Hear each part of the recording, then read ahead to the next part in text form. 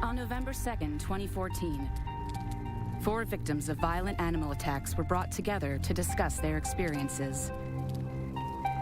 This was the first time they ever met. I think for me in the beginning, everything did happen so fast. I do remember praying to God, just please, please, just don't let me die. He swats me in my left arm and basically almost takes my arm right off. How do you play dead? You can't. I have to fight this. The whole face was slicked back with blood, and at that point, I'm like, oh. And I'm just thinking, I'm not going like this. To me, it was just some black thing in the night. I hear another snap. I thought, okay, my arm's going to come off. These 4 survivors hope that by sharing their stories, they can continue to heal from their own trauma. Unless you've gone through it, no one understands what it feels like to be mauled.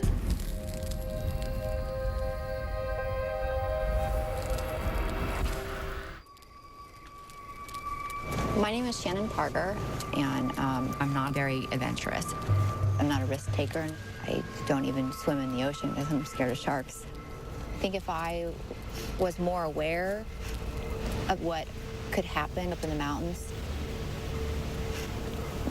maybe I wouldn't have gone for that hike. Shannon's story begins in June of 2004, when her then-boyfriend asks her to join him on a hike in Sequoia National Forest in California. I didn't really want to go. I'm not somebody that enjoys being up in the mountains. I think I'm just more of a city girl. I set off up the mountain about 11 a.m. or so. It took me roughly an hour and a half to get up to the campsite at Lake Isabella. When I got there, the boys had already pitched the tent, and they were down by like the creek just fishing. I just remember grabbing a fishing pole, getting in the water a little bit, you know, having some fun. Hey guys, get together. We were having a good time, and at that point, my boyfriend's friend Jason said, hey, we planned this hike. It's up the mountain. And me not even thinking twice about it, I was like, okay, that sounds like fun, you know. The group begins their hike just before dusk. We started down this trail in like a single file line. We were having a really good time. Again, I didn't feel threatened in any way, you know, we were just laughing and telling jokes.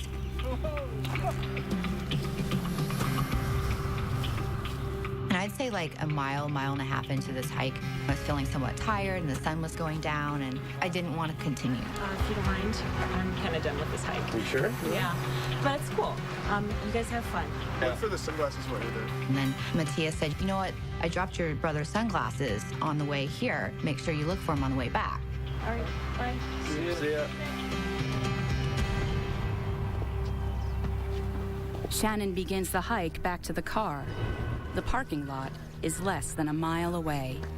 I'm not doing anything wrong. I felt like you could see people river rafting below in the river. There were other people on the other side of the mountain hiking. It's a well-established spot on an established trail.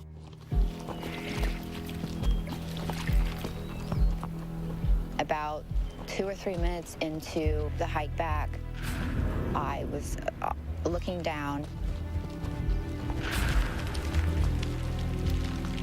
I was so focused on finding these sunglasses that were on the ground. And I made eye contact with it. I knew exactly what it was. The mountain lion was in front of me and it was crunched down like this, like a cat getting ready to pounce. And in the blink of an eye, it lunged. It locked onto the right side of my face and pulled me to the ground. This animal was a lot stronger than me. I didn't have a chance, so to speak, but just do all I could to fight. I was angry. I was like, I'm not gonna let you kill me, you know, and I fought and fought and fought. I actually put my right hand in its mouth scared that it, if it did come off, it would reposition itself and it would go for my neck. So I really did everything in my power to keep it here on my face.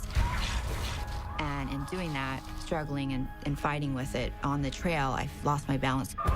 With its jaws still locked onto the right side of her face, Shannon and the mountain lion tumbled 20 feet down into a canyon below. I just remember praying to God, please don't let me die. Please don't let me die. I can't die. I won't die.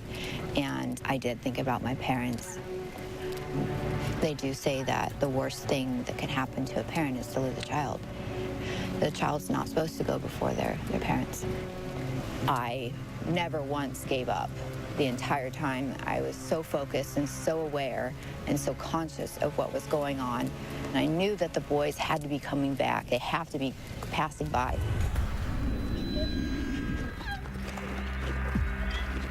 Shannon uses her last bit of strength to scream for help.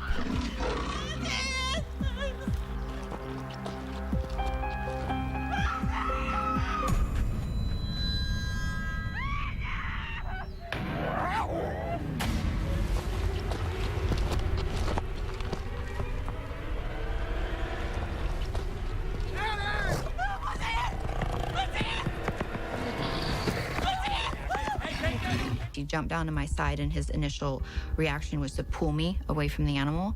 But the mountain lion's fangs are like a pit bull in a sense, and its jaws were just locked onto my face. And so it was not going to release me. Matthias had a pocket knife and ended up stabbing it like 3 or 4 times in like the back or the side of the neck. It didn't release me. And so Jason got up on top of the trail up above my head and started throwing boulders at the lion's back. And on like the 4th one that he threw, it finally released me. And Matthias and Jason got me back up to the trail. I was blind in a sense, and I needed help. I needed help desperately. All I wanted to do was get out of there and get to safety. But if you know anything about mountain lions, once they identify their prey, that's all they want. Shannon's ordeal isn't over yet. It had attacked me, and that's what it was going to kill. It came back, and it wanted me.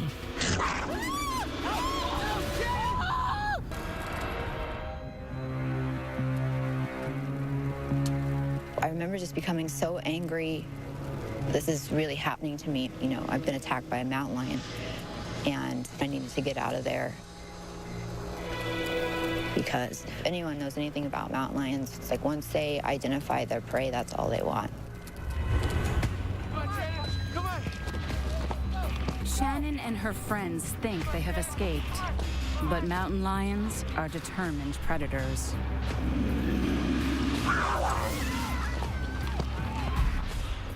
It again came back, lunged, and locked on my leg and took out a portion of my muscle.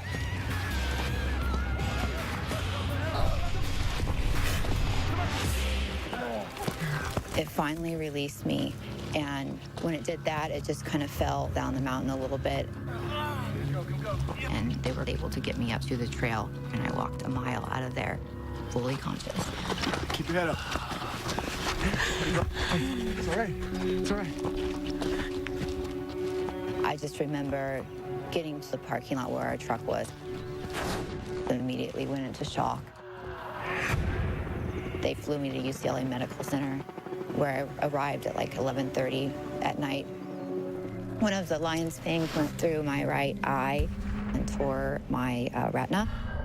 The other lion's fang went into my left tear duct and tore out my left tear duct. The rest of the teeth took the whole right side of my face.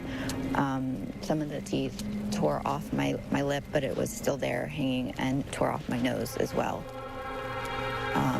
But my plastic surgeon told me that at the time of surgery, he actually took out one of the lion's fangs in my, like right here, pulled it out. It was still in there, embedded.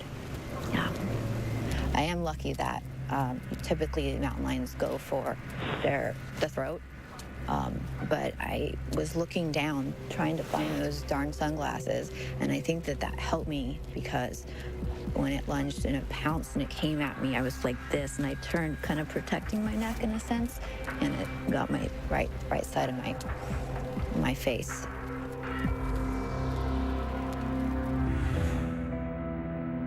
The physical damage is extensive, and the emotional trauma overwhelming. I'll admit it, I put a lot into the way I looked. I'm a 27-year-old young girl. Always been very into my looks, and always in the gym, into fitness. And when you wake up, and almost instantly, in a blink of an eye, and this is all taken from you, it was very difficult. It was very hard to swallow. I came home from the hospital, actually. My brother, he went around to all the mirrors in my parents' house and covered them all. And he did that because he was protecting me, in a sense.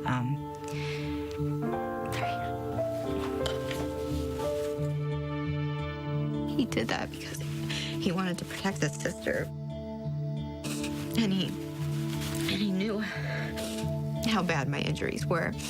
And he didn't want me to see it then. He didn't want me to face it then.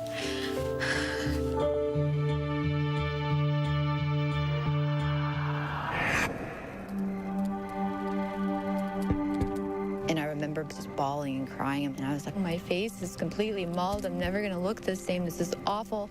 And my doctor looked at me and he said, there's not one thing that I'm not gonna be able to fix on your face. How many surgeries, if you don't mind me asking? Total of 10, pretty much every 6 months, I would have one. It's always will be a part of me. I feel like it's still written all over my face. And I get spooked even to this day.